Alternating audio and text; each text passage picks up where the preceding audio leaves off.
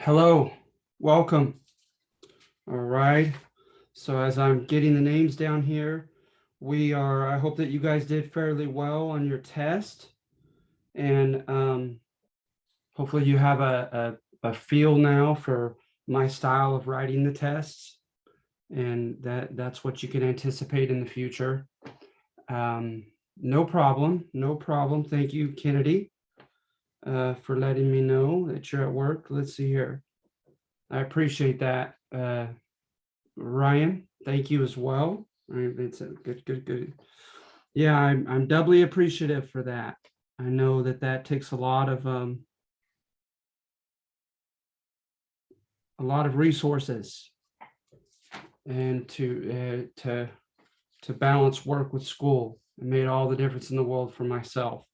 First half of my schooling without need of a job, the second half with need of a job, and it was night and day difference.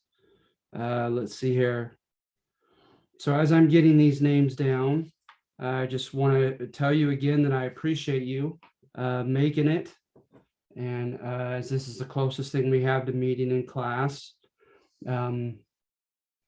been a little under the weather, so I'm sorry if my brain is a little foggy today. I just don't feel dialed in, and I'm hoping that I can kind of sharpen that as the discussion progresses.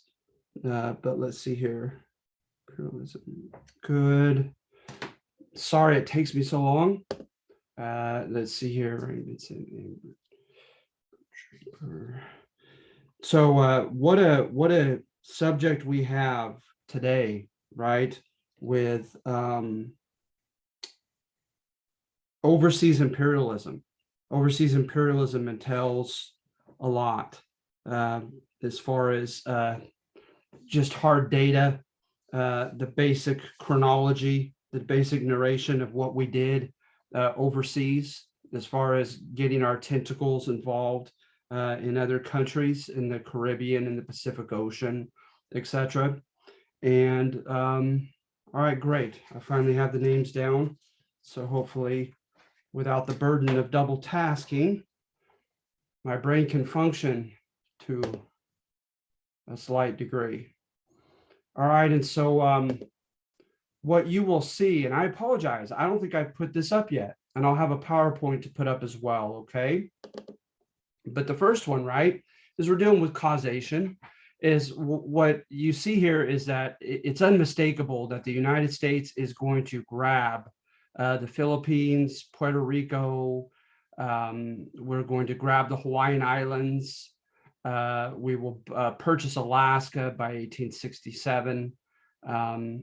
We definitely had our tentacles spread out across the Caribbean and the Pacific Ocean in the latter 1800s, in the latter 19th century, and to this day we have our tentacles over Puerto Rico and over Guam, over the Hawaiian Islands, etc. And so there's an interesting video that I might also attach to this as far as just on the different types of jurisdiction that we have these island nations over or under. It's very interesting, a bit confusing, but it's thought-provoking, and I think you'll enjoy it. And so I think I will. I'll put that video, I'll post that video as well for this week. There's just so much on this topic. But with number one, right, what we're dealing with is ideological causation. We're dealing with the contention that we believed our leaders, those in key areas of control, made decisions based upon an idea of almost necessity and taking over these island countries, etc. And so I'm not explaining myself very well. Number one is court history, all right? Because you can't deny that we took Puerto Rico and these other island nations, etc. There's no denying that. But what you can say is that you were the quiet guy in the bar that didn't want to fight, the big, strong, quiet guy, and the fight came to you. And so, because you don't want to be branded the bully, right? The imperialist. In academia, imperialism is a very bad word, right? For imposing your will on other nations and their sovereignty, their autonomy, their ability to make their own decisions and just arbitrate their own destiny. So at any rate, the next best thing you could do in defending the country is to contend that we felt compelled to get involved. And then the main event that you're dealing with in chapter, I believe it's chapter 20 of your textbook. Let me make sure though, it might be 21. Shame on me for not knowing by heart. It is actually, it must be chapter 19. From Crisis to Empire, chapter 19 of Alan Brinkley's textbook. Okay. And then a couple other books that I'd highly recommend. Like I said, just for those aficionados that are really into history, even if there's just one of you out there. Walter Lefebvre, Lafeber, and you'll see it on the footnotes of the handout. He'll be cited quite often. This one is The New Empire, but he has all kinds of books on American involvement overseas. I would highly recommend Walter Lefebvre. One on the Spanish-American War, because that's where I was getting to, is that's kind of the pivotal war that supposedly changed America's, paradigm. That is, I just chose this one, Empire by Default by Ivan Musicant. It's an interesting book on the Spanish-American War. And I find his thesis rather alluringly vague, somewhat. I don't know if I would say vague. Maybe that's too strong and too negative of an adjective. But it's not full. It's certainly not just court history. It makes innuendos and suggestions that there were ulterior motives behind things, but it's not outright revisionist history. And revisionist history, oftentimes you find in Walter Lefebvre's books, although I feel like he's pretty well balanced too, when I think about the book that I just cited, in contending that there was genuine adherence to some of these ideas that were floating around at the time that made it seem as if getting aggressive geopolitically on the map was absolutely necessary for this country. And then one that is completely revisionist history, where it just kind of insinuates that everything was a power grab, even suggests that things were a power grab often on behalf of big corporations, is Stephen Kinzer's book called Overthrow. So I use that. And then the American involvement in the Philippines, I don't think it gets any better. And I'm partial to this guy. I like this guy as an historian. H.W. Brand's Bound to Empire. That's a really good book. Very thorough and very thought-provocative about American involvement in the Philippine Islands. All right. So those are a few books that I would highly recommend if you had time and money on the side, if you wanted to look into that topic, or if you were a history major and you, for your choice of thesis, etc. later on, although there are more academic books that your professors could lead you to. So at any rate, with number one, the idea, right, is that dangerous ideas were percolating in academia, and that there are direct ties between academia and those who had the levers of power, and that they were influenced by those academic ideas. So what were some of those ideas? And by the way, I find that, somewhat of a, I don't know if I would say it's a paradox, but we have a republic, right? But when you look at key decisions that are made to get involved in the Spanish-American War, of course, you need both houses of Congress to declare war. And so those are, by 1917, both houses are popularly elected. The Senate is not still at this time. They're chosen by the state legislators, so they're kind of a step away from popular election. But besides the houses, right, in Congress, is you have people that are handpicked and not directly elected that are making these key decisions. So what I'm saying is that a lot of these imperialist decisions were not made necessarily democratically to get involved in these islands. And so I'm kind of given a critique on our government, on our republic that we have. When you look at the Secretary of State, when you look at the Senate Foreign Relations Committee, these are handpicked guys, older men that sometimes had connections to big corporations and had an ulterior motive to make money, to get involved into open markets into some of these places.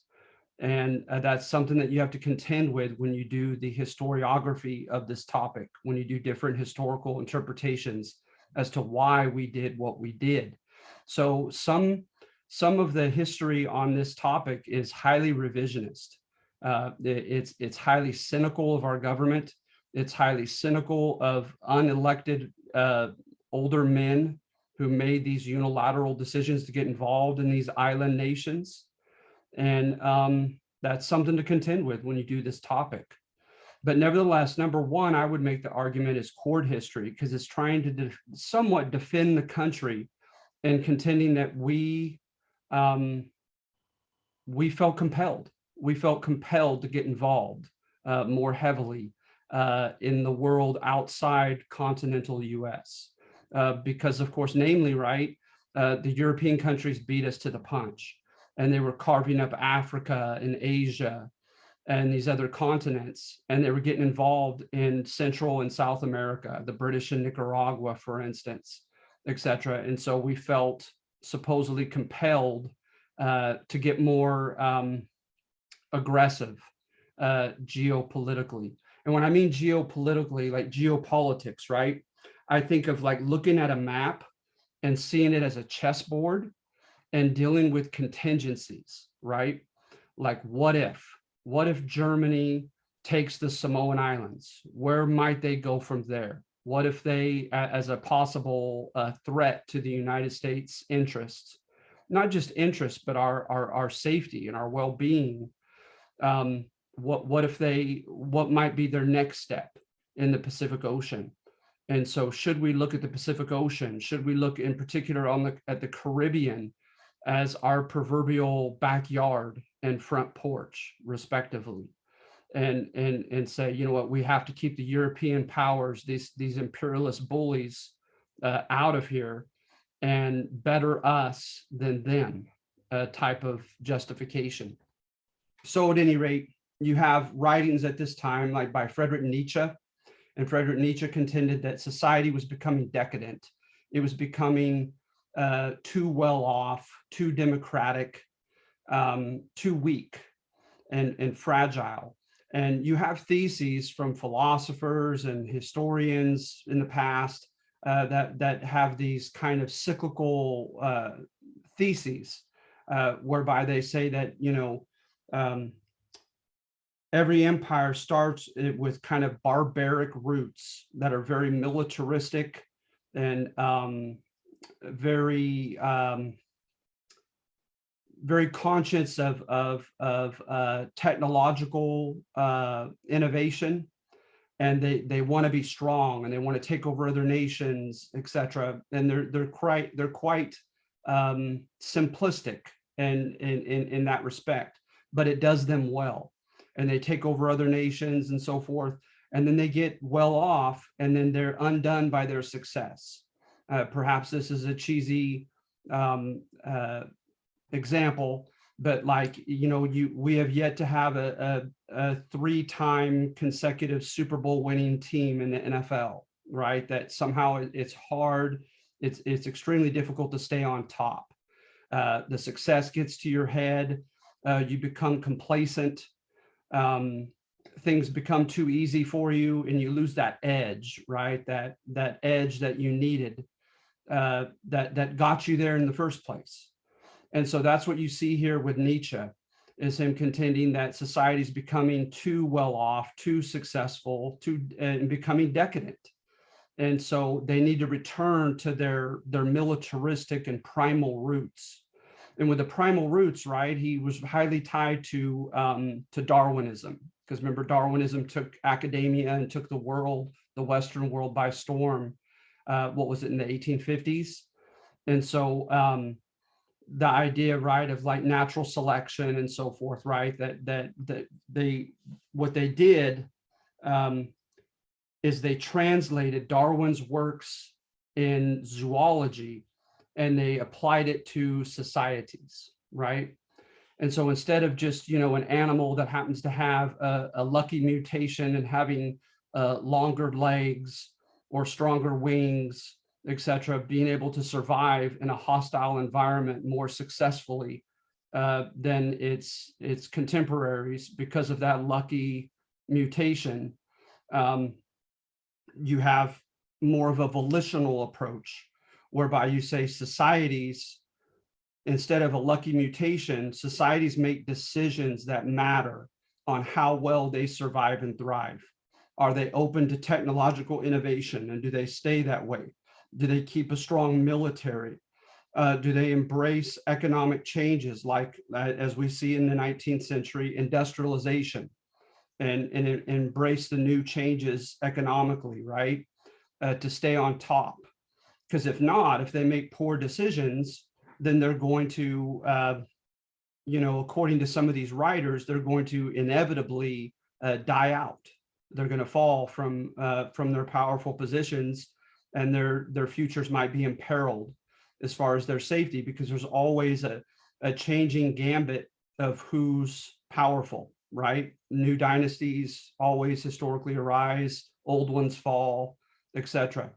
And so there's almost this sense of angst, this sense of fear amongst the industrialized nations in academia at this time, contending that, hey, don't get complacent. Don't think that you are doing just fine because you're amongst the top 4 industrialized countries in the world. You have to stick with it. You have to stay militaristically strong, technologically innovative, economically progressive, or you will die out just within generations. And so Nietzsche was supposedly big at this time. And with him, right, like he was unapologetic about the Darwinian facet of his writings. He just, to him, it was what it is. It's an amoral truth, according to Nietzsche. This kind of survival of the fittest, you know, undergirding theory beneath everything. That there's, who likes to have his kids watch a lion eat a gazelle, right? I know myself with an 8-year-old son. I like having him watch documentaries, but oftentimes I will fast forward those kind of ugly facets of nature, right? Of predation in particular, of a predator predating on a prey. But to Nietzsche, right, that's the fact of life. That's the way things are. There's no change in it. There's no use in moral, putting a moral dimension to it. It is what it is. And you have to stay strong. You have to stay hungry, etc. And so with social Darwinists, you have Herbert Spencer, you have Thomas Huxley across the ocean, across the Atlantic and Europe, that are advocating these ideas. You also have Malthus, and Malthus was the guy who contended that there are a finite amount of resources in the world, and the population oftentimes will grow exponentially, 2 to 4, 4 to 8, 8 to 16. And so there might be eventually, or there will be eventually, an acute shortage of resources for too many people in the world. And so that there's going to be this rat race for finite resources, for water, for oil, etc. And so then other people like Lacombe de Gobineau and Houston Stewart Chamberlain, they took those ideas and they made it into a national or racist battle, and contending that the different races of the world are inevitably in conflict for scarce resources and power. And someone's going to win and someone's going to lose. And so, like I said, all this, right, is very angst producing. It gives you a sense of anxiety about the future. It gives you a sense of urgency and being aggressive, etc. And so then you also have Albert Thayer Mahan and Brooks Adams, and they were big, right? Because they were Americans. And what they contended, right, is like with Albert Thayer Mahan, is he contended that everything is going to be decided on the sea, out in the ocean, in the seas. That and remember, they're trying to find data to support their cause. And of course, right, you select data and you interpret it in such a way that you want to as an historian. So they were selective with their data, but they looked at Rome and Greece, etc., right, and these old powers of the past, and tried to contend where they were intelligent and amply aggressive, and when and how they went wrong as far as their fall.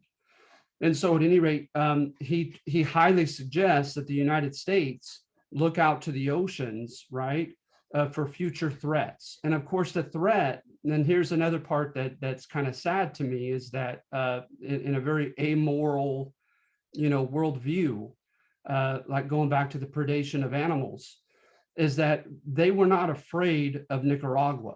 They were not afraid of these Central and Latin American countries. They were not concerned and fearful of the Hawaiian Islands.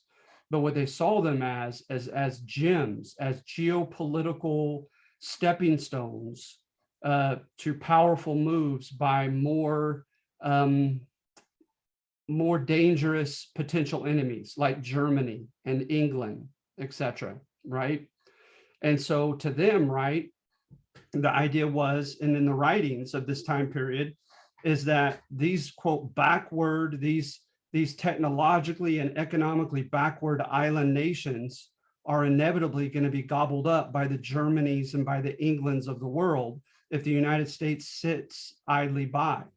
And so it's better as a lesser evil for us to take them over than it is for England and Germany to take them over. And of course, that's where they sprinkled some idealism to justify doing this, right? So for one, they justify it by saying it's pivotal because we don't want these threatening powers to take the island nations over first. And they're making, and like I said, there were some aggressive moves in the Samoan Islands by Germany, Nicaragua by England. And but secondly, right, the justification is these countries and these island people are going to fall out of the race anyway. They're doomed if nothing changes. So it can constitute a win-win situation for us to take them over because we will lift them up, right? The whole white man's burden comment. We will lift them up. We will teach them, technology. We will teach them. And so you see a dent of idealism that's sprinkled in with this, what they call realpolitik. Realpolitik is like, hey, we're going to unapologetically look at the map as a chessboard. We're going to aggressively make moves. We're not going to apologize for it, right? We're going to do unapologetically what's best for our country, not for the Filipinos, not for the Puerto Ricans, etc., but what's best for us. But the idealism that was sprinkled in there was that we're going to help them not become extinct as a people. We're going to lift them up, right? We're going to bring in modern militaries, right, to protect them and to protect their island nations. We're going to bring in a modern school system and educate their kids. We're going to bring in vaccines and different types of scientific innovations that keep them from dying of tropical diseases, etc., for their own good, right? And so hence it's supposed to constitute a win-win situation for these people. But of course, at the end of the day, we're not asking them. It's not a collaborative process. It's not a democratic process. We didn't have, although we flirted with that idea in the Philippines and then eventually in Puerto Rico, we're not going to have a referendum, right? At least initially, where we have a direct popular vote to the people of that island country, asking them what they want, because that's beside the point, right? We're doing it for their own good, supposedly, and we're unapologetically simultaneously doing it for the United States' best interest against possible threats. So at any rate, that's something to think about.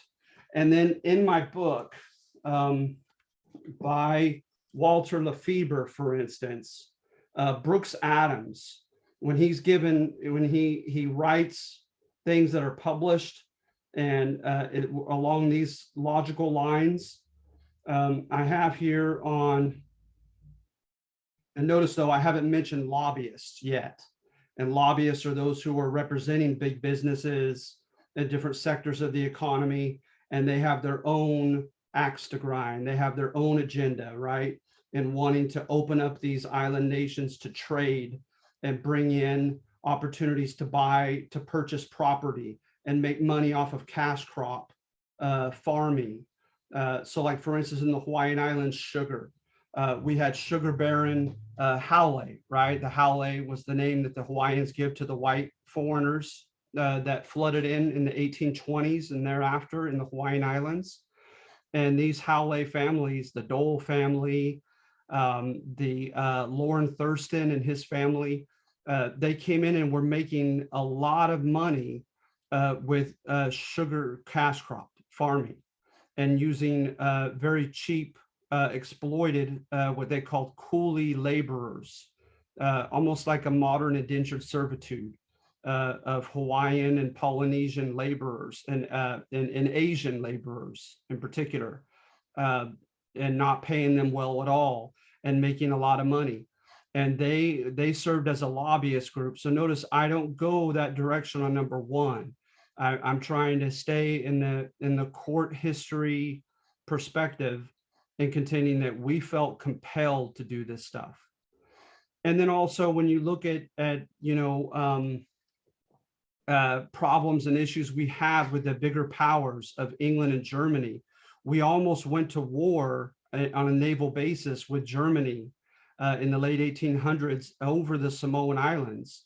And the common consensus was, we're not ready. We would not have been ready. Germany would have defeated us with its technology. So then there was a big push in 1883 to have a new navy created, a new steel navy, known as the Naval Appropriations Act of 1883. And so again, that's the idea, is that we must get more aggressive geopolitically. So some of these ideas and beliefs that were percolating, I'm trying to find it. And of course, I just had it before the video, and now I can't seem to find the exact page. I was going to give you an exact page. Yeah, page 85 of Walter Lefebvre's New Empire book. He contends, now as the United States gathered its immense economic strength and approached armed conflict with Spain, leading figures of the McKinley administration proclaimed Brooks as a prophet. And so now you're having direct links between these academics who are spreading, who are disseminating these ideas, and our policymakers in the Senate and in the presidential cabinet, who have the decisions to have the power to make the decisions to get involved in these island nations. They're contending that they absolutely believe what these writers are writing, and in the necessity of getting more aggressive in geopolitics. Okay, so does anybody have any questions on number one? And so I had a question. Yes. It kind of goes back a little bit, but you were talking about the oh man, I forgot. It's okay. The Darwin, the kind of the Darwinist idea, and I think it was Nietzsche. I'm not sure how you pronounce it, but Nietzsche and all the different philosophers. Was that kind of prevailing narrative? Was that a global thing that was going on? Yes, what I would say is I'm going to keep it safe to my education. Sadly, we only had one African and one Asian historian when I did my grad work in the department, which is not good. And so most of my education revolved by necessity around Europe and the US. What I will say, Cody, is that it absolutely was predominant in Europe and in the United States. Okay. Okay, so yeah, sorry, I'm sorry I don't have a stronger African and Asian background. No, and more so that helps me because when I took my English class last semester, we delved into like the H.G. Wells, The Time Traveler. And so a lot of what you were talking about now kind of was touched on then by my professor. So it was like, oh, okay, so then this is definitely more than just American. All right, so thank you, Professor. Yes, absolutely.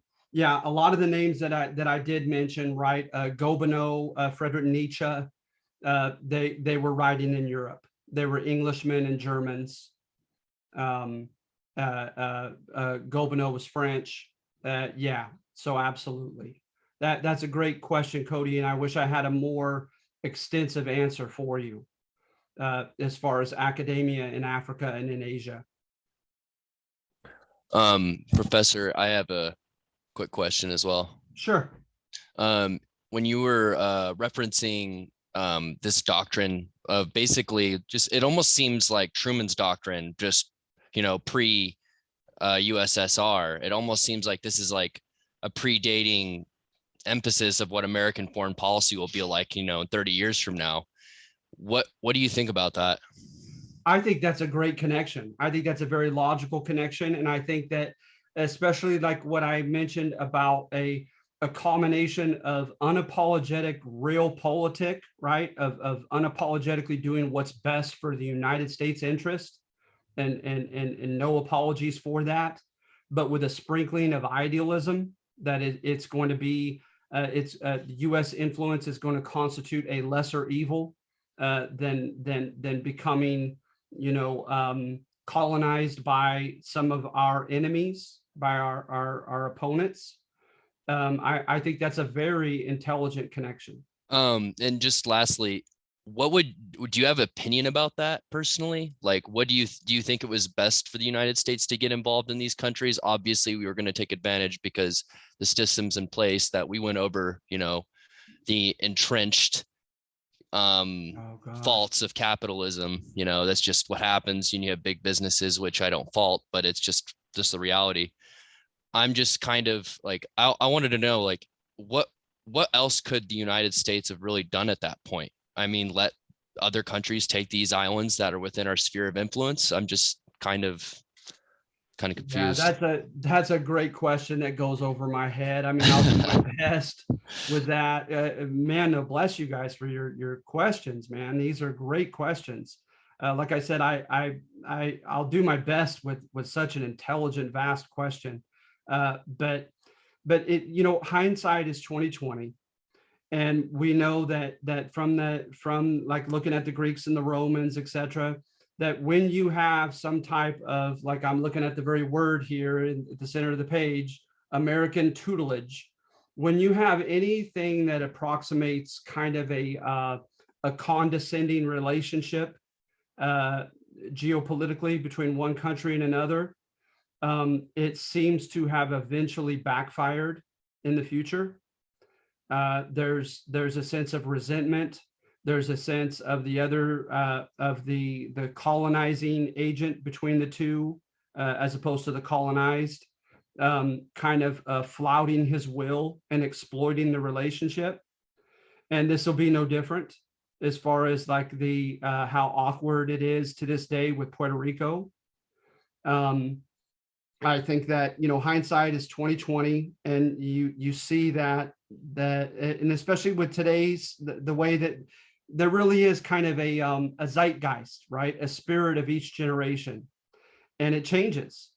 And so when you look at the zeitgeist today, it's absolutely politically incorrect. It's absolutely inegalitarian and unfair.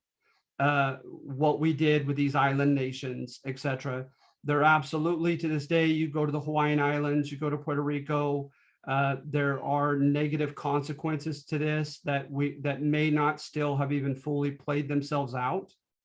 And has happened with Rome and Greece, et cetera, in the past, with countries that they had kind of a mentor-like self-proclaimed label over these other countries and peoples. but I can appreciate the fact that it's difficult, if not impossible, to extricate yourself from the zeitgeist that you're living under. And I can appreciate the reality of number one, the dissemination of these ideas, the aggression of Germany and England progressively in the Pacific and in the Caribbean and in Central and South America. And so so on the other hand, I don't judge the United States for, especially in light of how hesitantly we got involved in the Spanish-American War. I think there's just a lot of evidence for a lot of hesitation on our behalf. And so I'm not along the lines of just a classic revisionist teacher, that I think that we were just awful and that this served as some type of a pretext. I think the reality was messier, was more complex than that, and I can appreciate that. But again, like I said, it's easy to look, Monday morning on how the Sunday football game went and what they could have done differently and more effectively. Anyone can do that unfairly easily. But I think that there is still I think there are still consequences that we're facing and possibly still will face for this type of an aggressive foreign policy in these countries.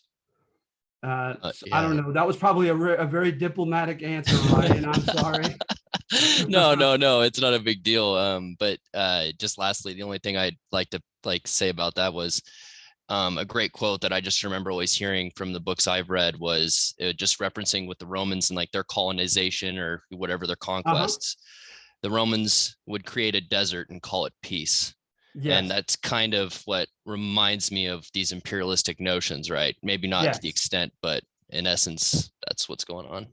No, that's a very telling quote. I haven't heard that one in a while. Yeah, absolutely. It was attributed to a British chieftain, but who knows? But yeah. No, good for you, Ryan. Thank you. This is wonderful, you guys. Like I said, the next best thing to meeting in class, and I can't just express my appreciation more for your participation in this. But yeah, I wish I were better equipped. I don't have a PhD. I haven't. This literally, though, it would be a time period and a subject that I would have been interested in contemplating as a PhD thesis. I think it's that interesting, this topic that we're covering right now. But unfortunately, I've not. So as with just a master's and just teaching the basic U.S. history with my time and so forth, I have to know a little bit about a lot of U.S. history, but not a lot about much. And so I wish I were better equipped to have answered your question that you had, Ryan. That was, and you as well, Cody. But yeah, it's interesting stuff, to say the least. But there's clearly evidence in Puerto Rico, in the Philippines, in the Hawaiian Islands of great resentment of our involvement in their sovereignty, and over their land. And then, like you mentioned also, however briefly, like the fact that of American capitalism and that economic facet of things. We have a bad reputation for coming in, and if for no other effect economically, exacerbating disparities of wealth instead of improving them. And so oftentimes you'll find in these islands is wealthy American corporations will come in and buy up an inordinate ratio of the land and make a killing off of some type of cash crop, oftentimes sugar, etc., and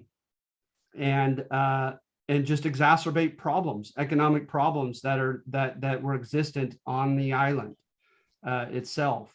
But like I said, to be fair to the United States, we did bring, especially in light of the book Bound to Empire, I think he does a really good job of trying to be as fair as possible and not always be revisionist. H.W. Brands contends that we brought a lot of so-called improvements to the Philippine Islands. You have evidence of President Roosevelt, saying no good deed goes unpunished, like that. He went that far in his kind of self-righteousness over the Philippine Islands, and contending that so much was done to improve them, and the United States was not getting much back in return. That whole paternalism aspect of things. Yeah, and the only reason I loved HW myself, and I read the General versus the Presidents, MacArthur and Truman. He wrote that book. I read that one. That one is kind of where I got my capitalistic sense. He brings that up a lot in the book. So he does. Yeah. So I'm very fond of his writing. So at any rate, yeah. So that's what we're seeing here with number one.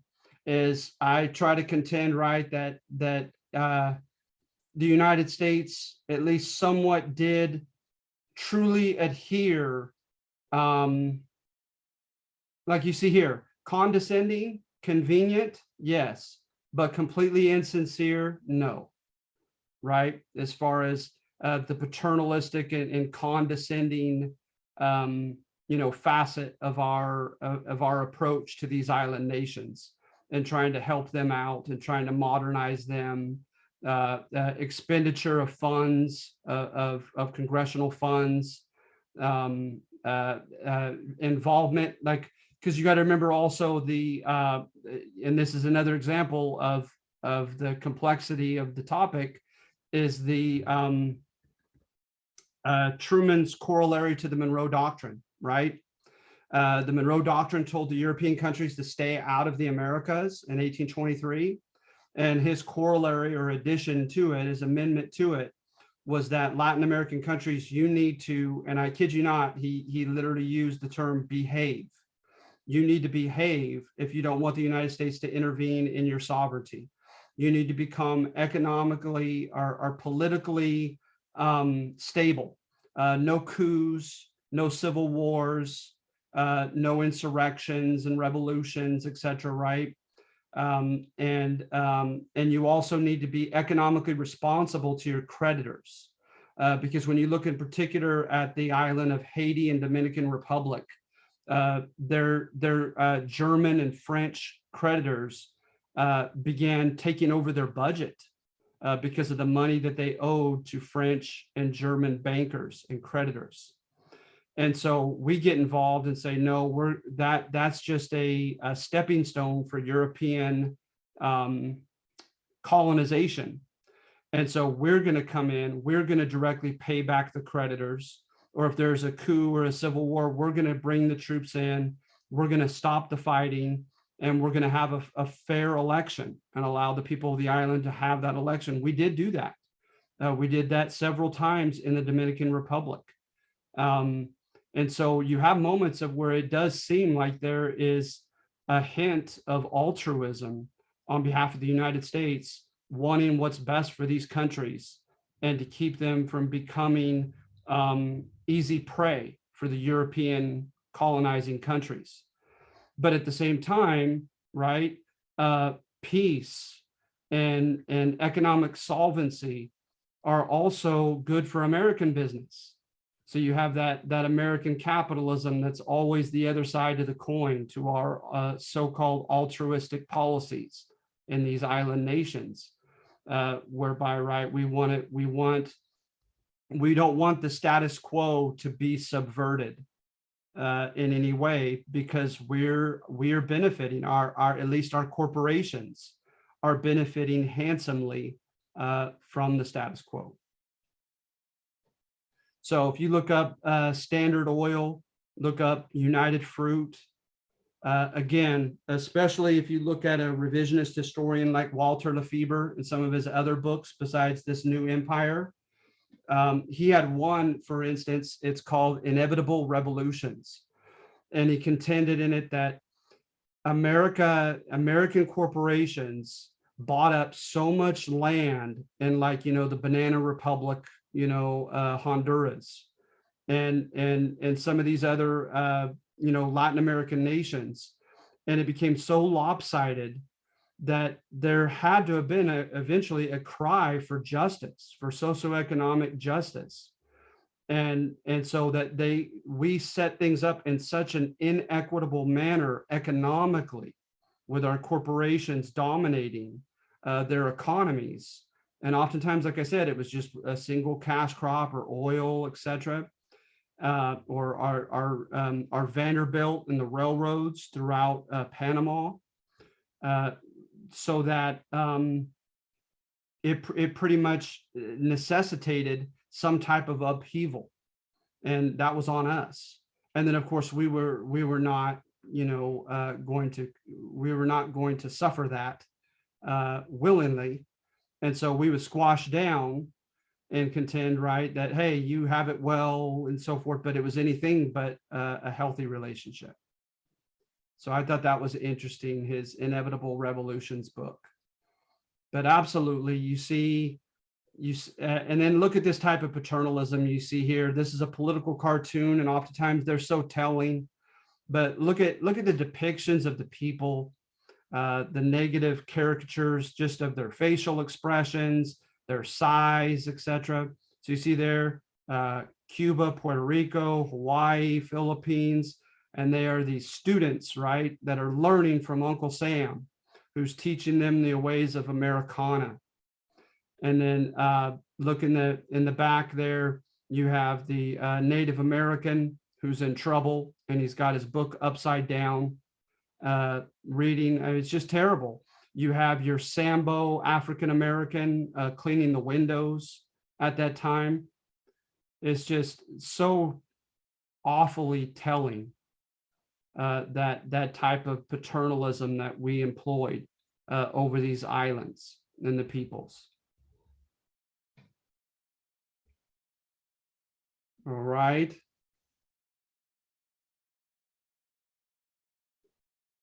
So then with number 2, I try to stick with court history at least one more time and contend that we were a hesitant bully. And so with number 2, you're looking at evidence of the United States showing hesitation to get involved in Cuba and in Puerto Rico and in the Philippines against the Spanish. So remember, from 1810 to the 1820s, you had Latin American wars for independence, with just a couple exceptions that never went independent.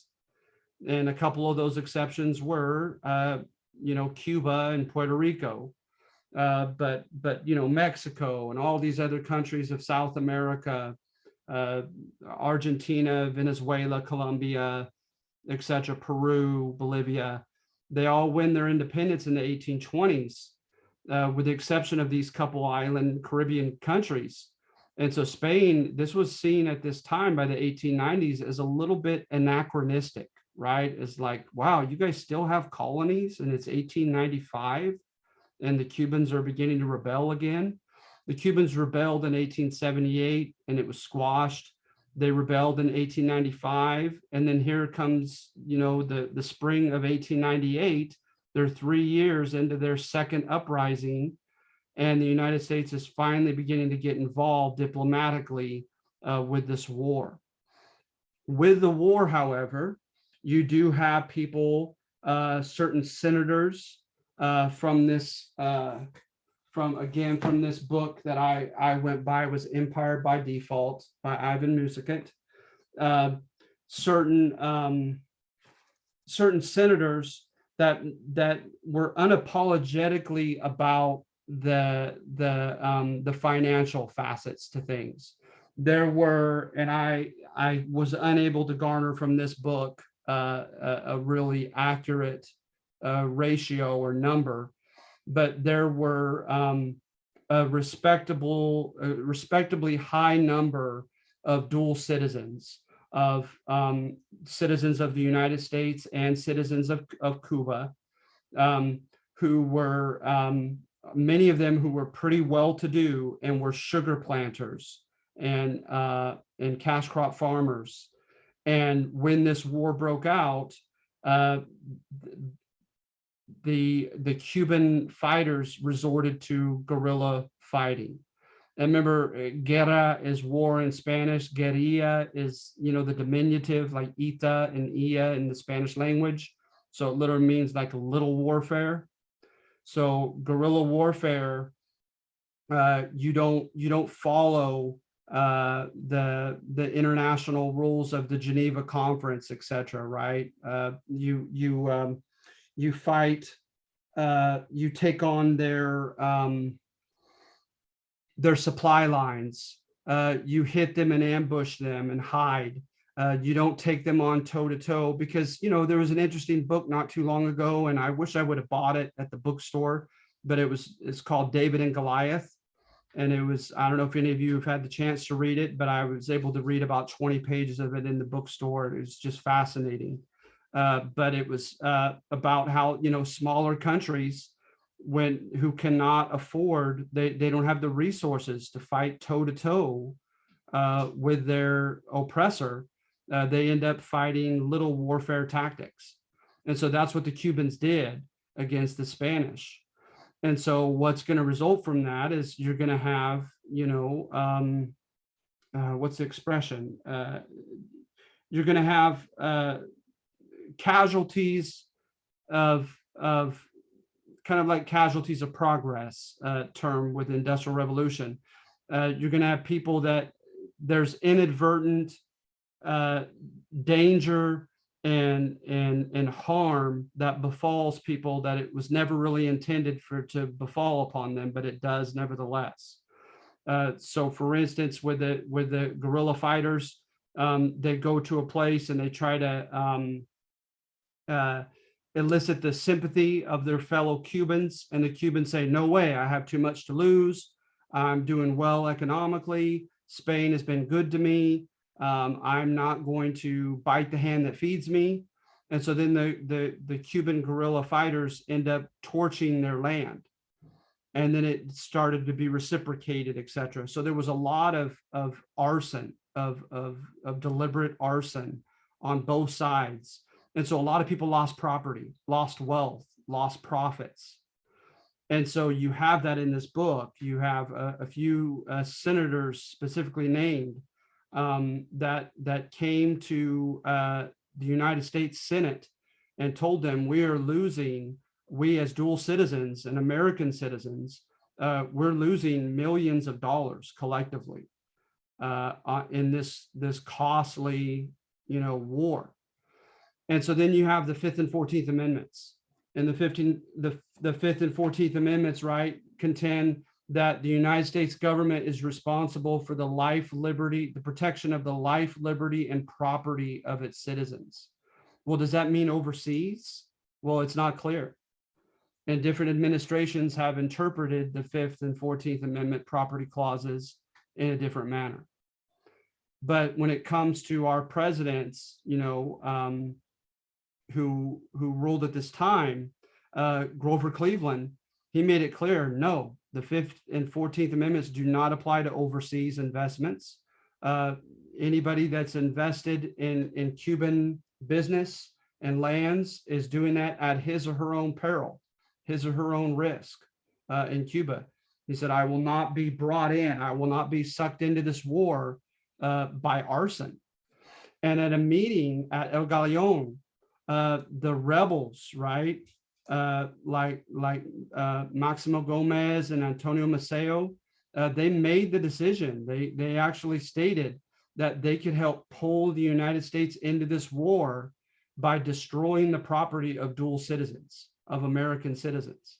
So there literally is ample evidence, primary source evidence from the time period, from the key actors of the Cuban Rebellion, of them wanting to somewhat manipulatively elicit the support of the United States against Spain. All right. And so that's something to consider with this number, as far as, us being a hesitant bully, that contention of such on number 2, is that we could have used the 5th and 14th Amendments to draw us into this war. We could have used the fact that we were asked by the leaders. So a junta is a committee, right, in Spanish. And so they had juntas, not only in Cuba, but also in Florida and in New York, where some of the Cuban immigrants were moving to. And they were forming these committees, and they were having fundraisers. They were having, these organized drives and galas, etc., to try to elicit the support of the United States. They were trying to get Americans to put pressure upon their congressmen to get involved in the war, to help out the Cubans against the Spanish. And they tried to liken their cause to our cause of 1776 against Great Britain. And they also were trying to elicit the volunteerism of American citizens to come down and fight as mercenaries and volunteers against the Spanish. And we had an incident on more than one occasion, but one of them got a lot of publicity, whereby there were a few dozen American volunteers, and they were bringing arms into the Cuban island, and they were caught by the Spanish, and the Spanish began executing them on the spot, these American citizens. And shame on me for not remembering the name of the incident. I think it's somewhere in here on number 2. If not, I'll look for it and try to get back to you on that. But it was a very publicized incident. And so dozens of Americans were executed by Spanish officials. And so, that has been a cause for American involvement in belligerent actions overseas on multiple occasions, right? The taking of American citizens' lives overseas. And so you had that incident as well. Let's see here. And then you had yellow journalism. And yellow journalism, right? This was a very provocative format of writing, whereby they were very deliberately, manipulatively selective with the data that they chose to incorporate into their writings and how they interpreted it, etc. And they were trying to elicit a sense of indignation against the Spanish.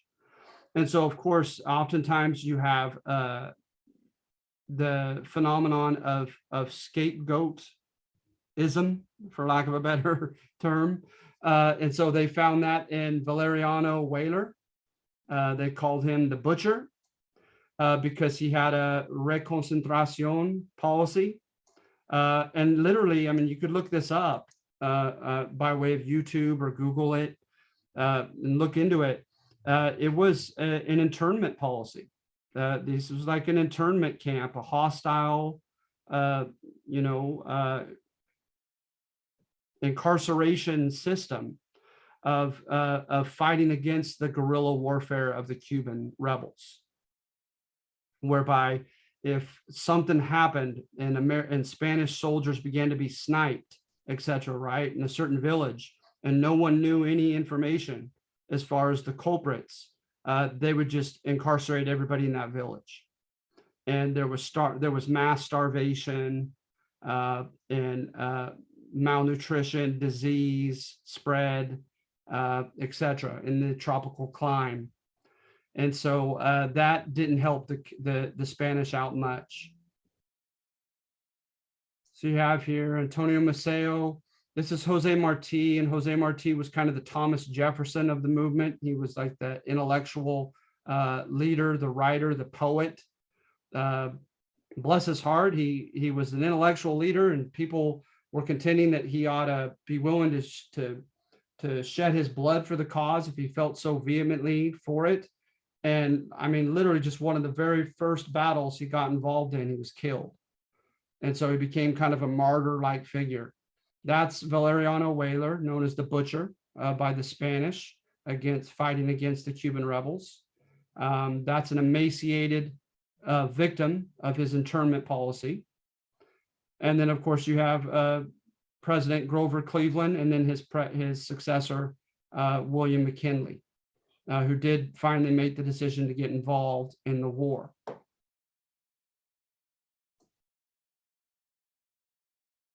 Also, at this time, right, Kristen Hoganson has a book that I thought was very interesting. And she talked about that term, right, as zeitgeist, that there's a kind of an undergirding spirit to each generation. That's kind of its culmination of values. And at this time, the zeitgeist of the 1890s was permeated by Darwinism. And in being permeated by social Darwinism, it also was highly tied to machismo, right? That if you wanted to survive politically as an elected leader in the United States in the 1890s, you had to demonstrate complete manliness and all things macho, supposedly according to her book, if you wanted to stay in office.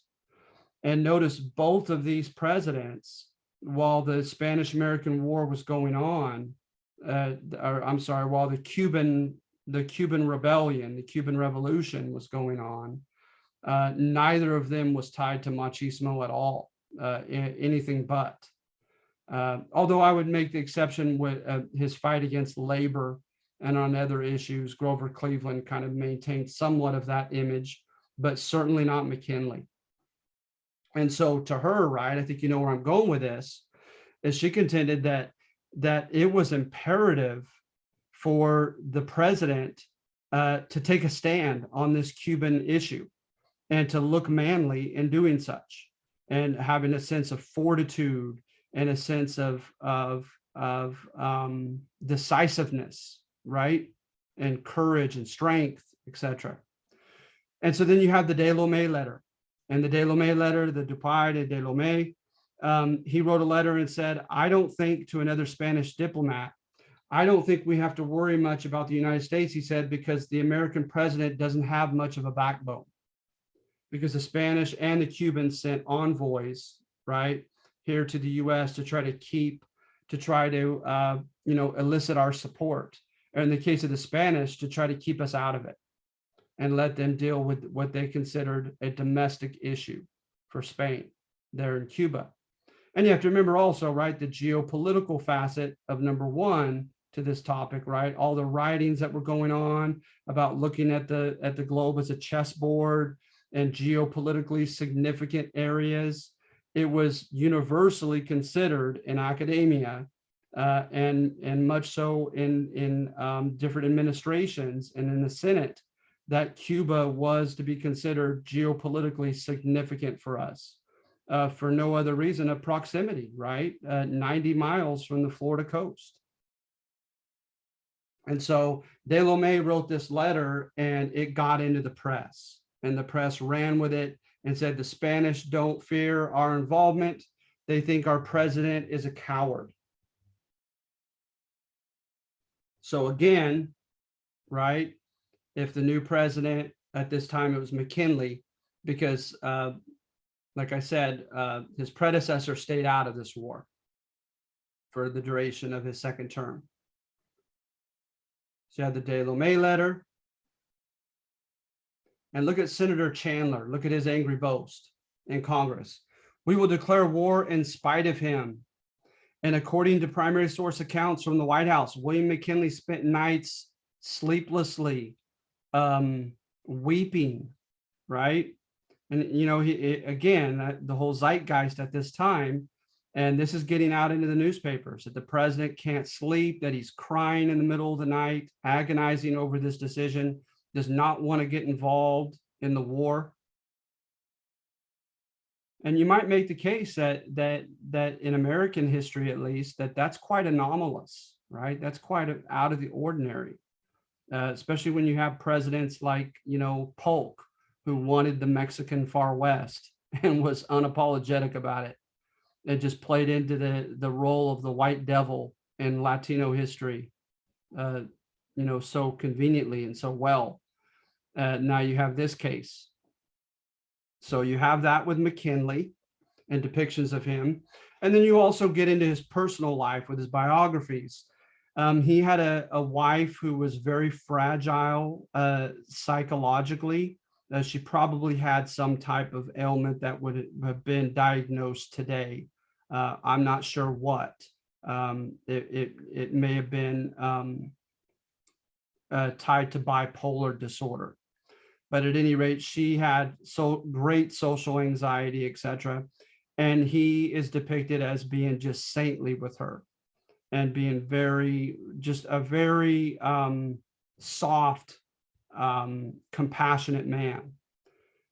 But the enigma of this man, right, is this guy also in his policies as a Republican candidate was very unapologetically for big business and corporations and American capitalism spreading abroad.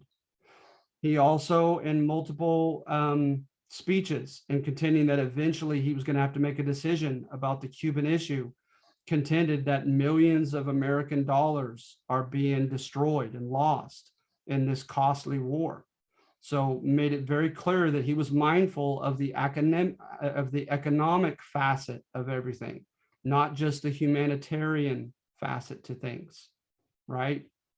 And not just the fact that he was feeling compelled because of the chaos and the time that was lapsing and the proximity of Cuba, right, to get involved and to do something.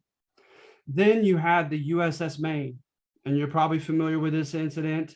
There was to be a Spanish bullfighter who went into Havana, Cuba, to do his show, and people from all over the world went. And kind of like when you see with Olympics and so forth, right, with China and Tibet, etc. When people came to Cuba to see him, Cuban rebels used the printing press and tried to disseminate propaganda on behalf of the free Cuba, the Cuba Libre cause, and try to elicit their compassion, their sympathy, their empathy, their indignation, their righteous anger about the way Spain was treating them and not allowing them to have their sovereignty as an island and as a country. And so the Spanish police cracked down on them in front of an international crowd and fired upon them in the crowd, had mass arrests, destroyed their printing press, just kind of played into the hands of the villain as far as, publicity. And so then when this happens, the U.S. sent in the USS Maine. And remember, the USS, and then named after a state, these were products of that 1883 Naval Appropriations Act, this new steel, multi-ton Navy. So technologically, they were the same as what was later hit, I believe, at Pearl Harbor. So just imagine how up to date those things, they were a bit archaic by Pearl Harbor, but not in 1898. And so at any rate, the Maine came in there, and you had about 5 or 6 weeks of just awkward coexistence.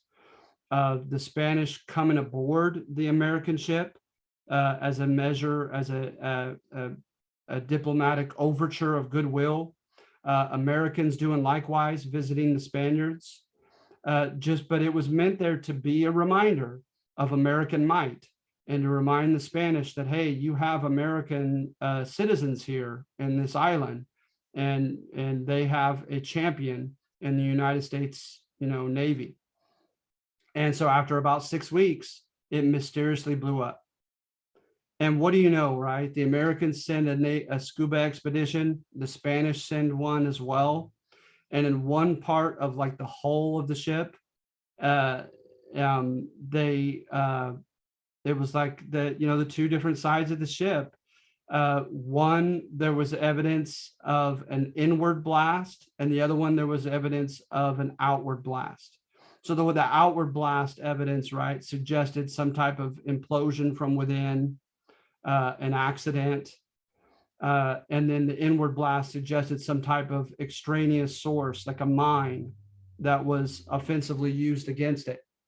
So what do you know? The Americans contend that it was attacked in the press and with their Senate investigatory committee, that it was a result of an attack, that where they tried to convey that. And the Spanish conveyed, to this day, that it was a product of an accident. And so look what President McKinley states: "I do not propose to be swept off my feet." So even when the Maine exploded and American soldiers died, it still did not get us involved in the Spanish-American War. So again, the thesis of number 2, right? Court history, that we were a hesitant bully. We were not quick. We were not looking for an easy, pretext to get involved in this war. And of course, it revolves around largely great man history of President William McKinley, and depicting him as kind of a soft, almost wimpy figure. And then look what what you have here. "I must have money to get ready for war. I'm doing everything possible to prevent war, but it must come, and we are not prepared." So then you have this sense of fatalism that McKinley had. And anyway, what he eventually does is he gives an ultimatum. And here's where I say, right, I do a revisionist turn on number 3 and say this guy was a hypocritical puzzle of a man, an enigma. He gave an ultimatum to Spain. He paradoxically issued an ultimatum to Spain that he had to have known could and would never be met, and hence would lead to war.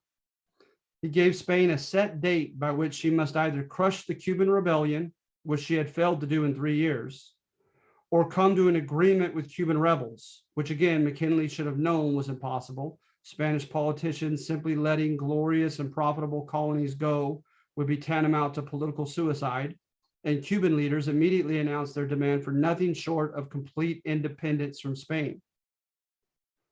So hence, what did the Spanish do? Is they implemented a moderate, compromise.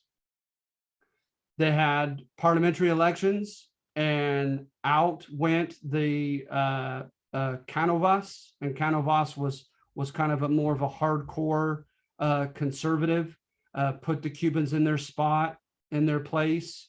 It's imperative for the glory of Spain to hold on to her colonies, etc. And the liberals received a plurality of the seats in Spanish Parliament, and they chose as their prime minister Praxedis Sagasta. And Sagasta, right, he issued the autonomy decrees. And from what I understand, it was almost as if putting Cuba in a position of like Canada under Great Britain, virtually autonomous with domestic issues, but the mother country still controlling her foreign policy, her armed forces.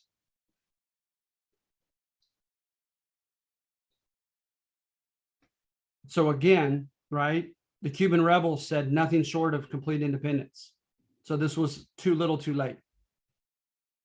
And there's evidence that President McKinley could and should have known that that would be too little too late, and that his ultimatum was,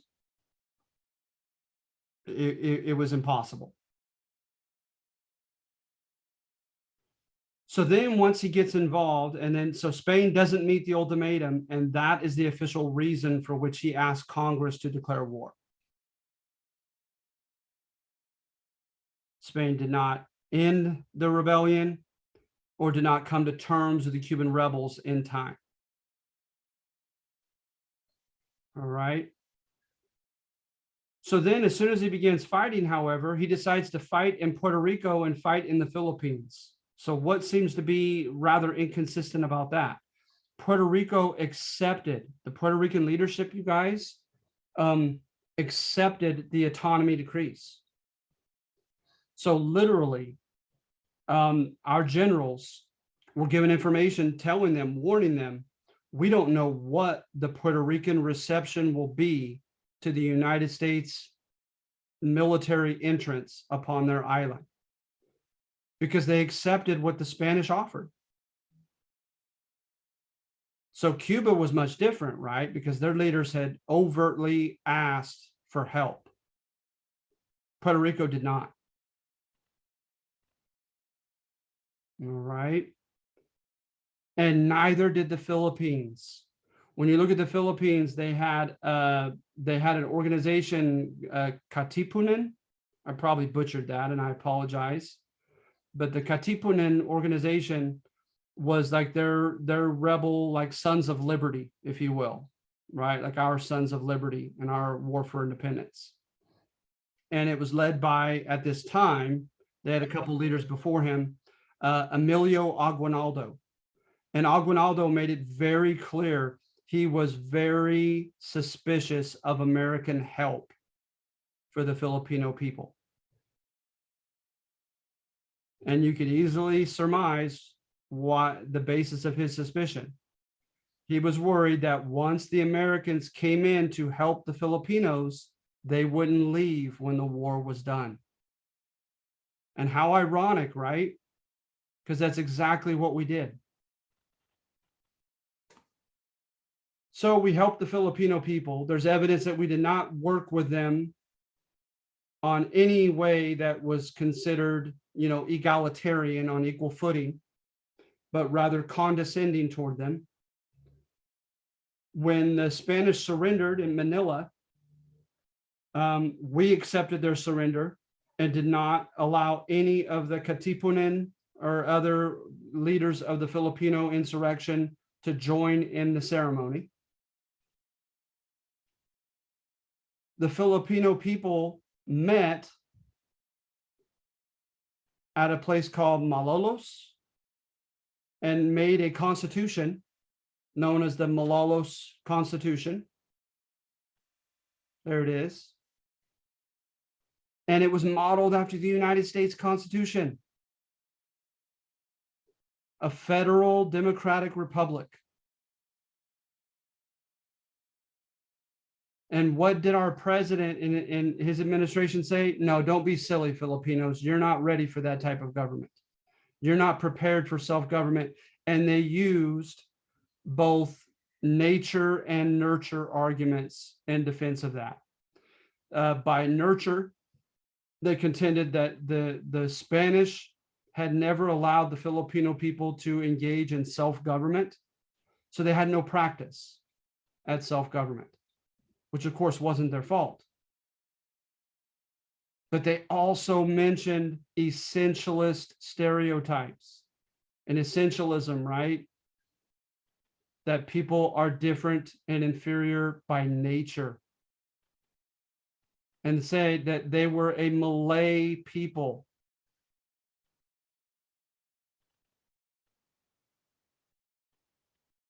That they needed help from Anglo-Saxon people at practicing self-government. So how ironic, right? This president who did not want to get involved in the war, who was practically bullied into making a definitive decision, then gives an impossible ultimatum to Spain. Then instead of confining, because when you look at the declaration of war, when you look at a lot of the discourse in the two houses of Congress, it almost all revolved around Cuba, right? He decides it's imperative to get involved in Puerto Rico and in the Philippines as well, and refuses to leave either nation at the end of the war. And then begins issuing this white man's burden rhetoric at the end of the war, contending we must Christianize and uplift the Filipinos. Well, the Filipinos were already Christians. They were Roman Catholic because of Spanish colonization.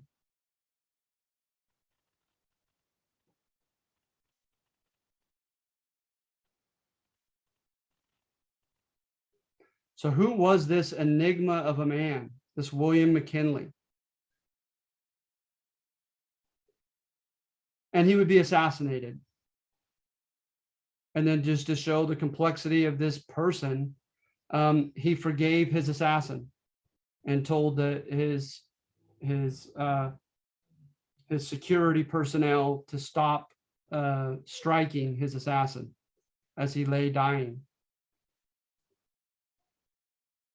and opined over the over his anxiety about the future state and well-being of his dear wife.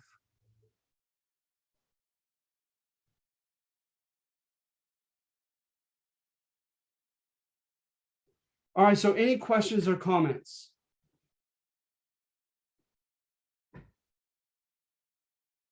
I'm going to try to speed this up, okay? I'm taking too long. So number 4, as you see, revisionist history, U.S. pursuing its economic interest even at other nations' expense. So the only even halfway complicated facet to this thesis, it's very upfront, very kind of superficial, is right here, is depict our nation as a plutocratic imperialist bully. Remember, a plutocracy is ruled by the wealthy, right? And it's to suggest that those at the top of a federal or of a national or unitary government are oftentimes of the same class. They identify themselves with the same interest as the wealthy. And they believe that there is kind of a mutually dependent relationship between them as the federal leaders and the wealthy. So that's what you're looking for evidence on here. And you'll find evidence of us diplomatically bullying Asian countries, for instance, to open up opportunities for our corporations to make money in their zones.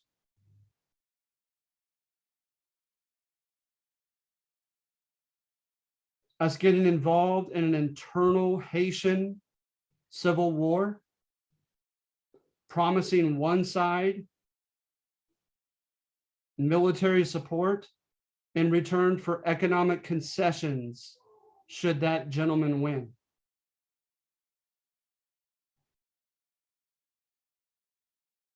Our robber barons, if you will, down in South America, and the American government pushing for their domination in those countries, like Zamuri and Vanderbilt.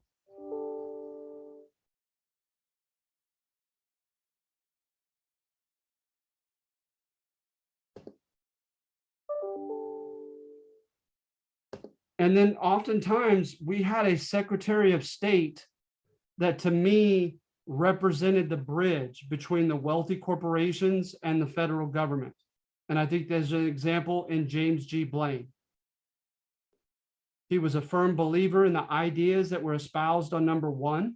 So there might have been a genuine sense of urgency that he felt for the American government to be aggressive economically, diplomatically, militarily, but also ties to big businesses and to the wealthy class, the corporate class, and his desire to help them see what's best for them in Latin America as well.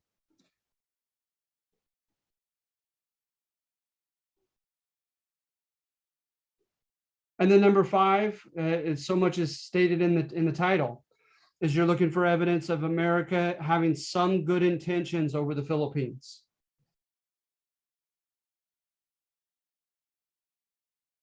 So you see certain archaic and exploitative practices that the Spanish had over the Philippines that were brought to an end by the US government. And this is big, you guys. This will be the next topic, are the progressives. The Progressive Party wanted reform from above. Reform from above. To help out the marginalized and the less fortunate. For more social economic equity, or fairness, or equality of opportunity. We sent teams of progressives in education and in government to the Philippines to help supposedly, quote, uplift the Filipinos. And again, a lot of this from H.W. Brand's book. Sherman Commission, Governor Taft, who'd be the future president. Supposedly benevolent policies. It's a Filipino school.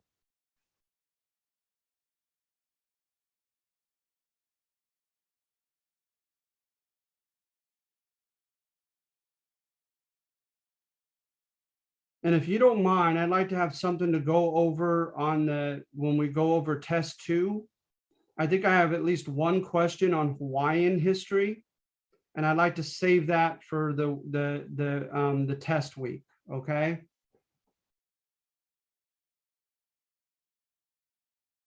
So how are you? Are you guys still alive? Have I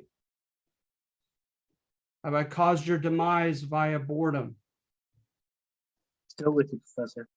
All right. Still here. Thank you. Thank you. Yeah, we're all here. Right on.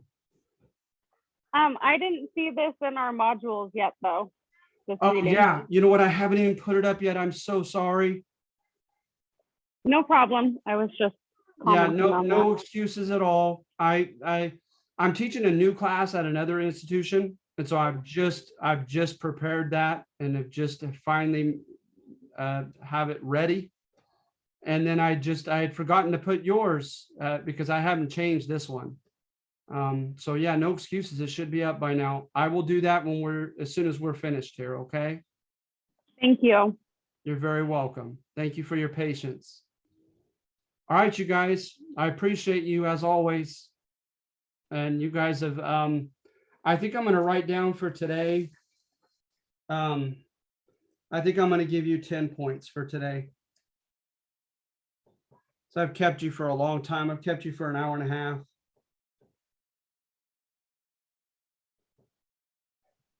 Thank you, Professor, and thank you for answering my question as well. I appreciate you with the banter and everything. I'm sorry if at the expense of everybody here, sorry if I asked too many questions. No, are you kidding me? That enhances everything.